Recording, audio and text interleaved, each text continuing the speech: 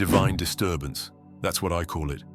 A cosmic tap on the shoulder, or perhaps a slap if you're stubborn.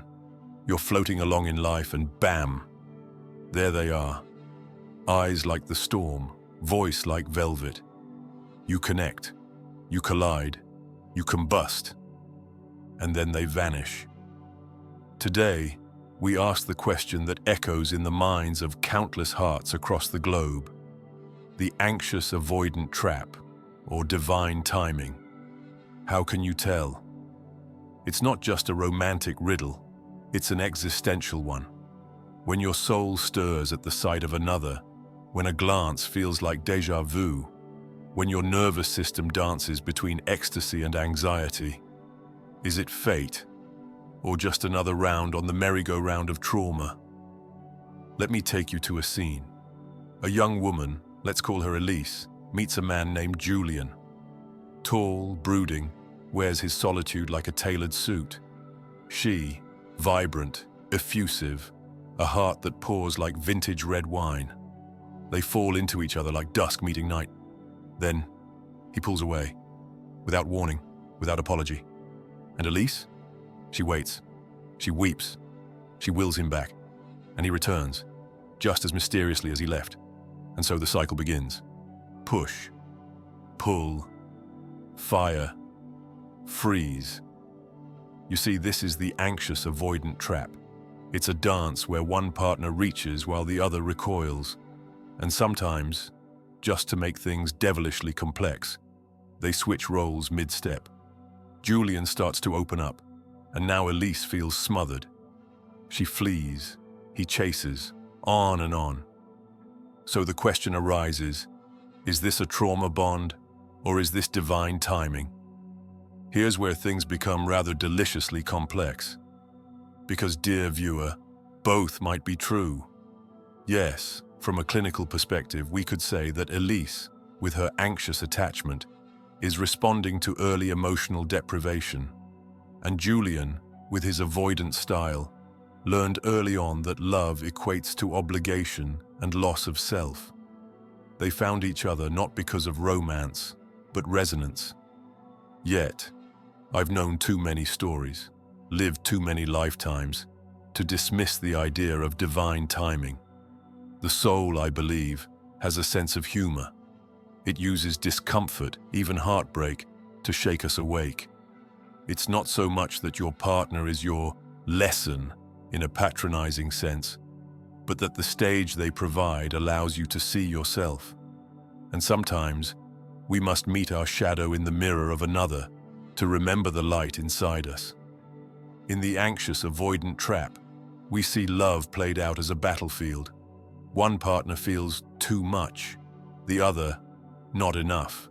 But underneath all that theater, both are carrying a core wound. I am unworthy of love as I am. Divine timing doesn't always come in the form of butterflies and sonnets.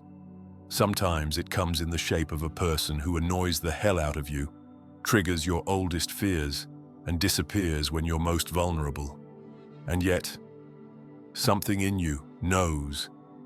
Something in you feels. You don't just want to love them. You want to be seen by them, known by them, healed with them. But that healing, my dear friend, does not begin with them. It begins with you. So how can you tell if it's divine timing or just trauma playing dress-up? Ask yourself this: who do I become in their absence? Do you collapse into neediness, contorting yourself to win their affection? Do you shrink? Or do you find that their absence compels you inward toward self-reflection, toward growth, toward uncovering the parts of you that you've long buried under people-pleasing and perfection? Elise, over time, began to notice something. She wasn't just missing Julian. She was missing the version of herself she became in his presence. Eager, anxious, ever adapting. She realized she had outsourced her emotional stability to someone who couldn't even hold their own. So, she paused.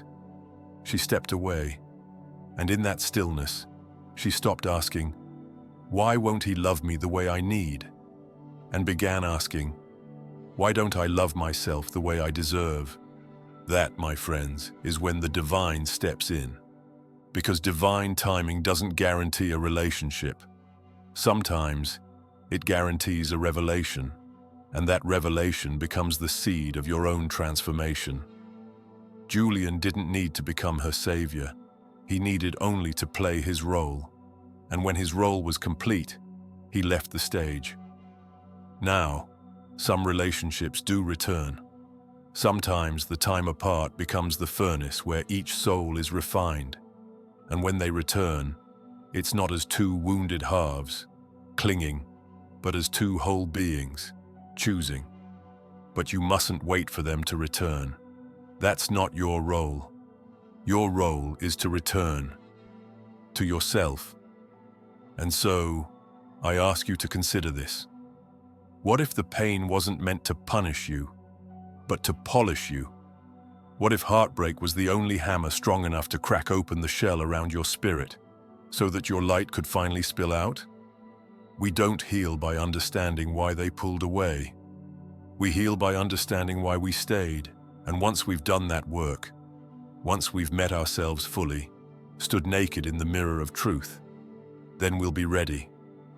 Ready not to chase, or to cling, or to collapse, but to choose. To choose partners who don't ignite our old wounds, but inspire our wholeness. To choose love that doesn't demand we disappear, but dares us to be fully seen. So, was it a trap, or was it divine? Perhaps it was both. Perhaps it was the divine disguised as a trap asking, "Are you ready now?" And perhaps your answer at last is yes. If you believe this video might help someone dear to you, share it with them. A small gesture on your part could mean the world to a friend in need.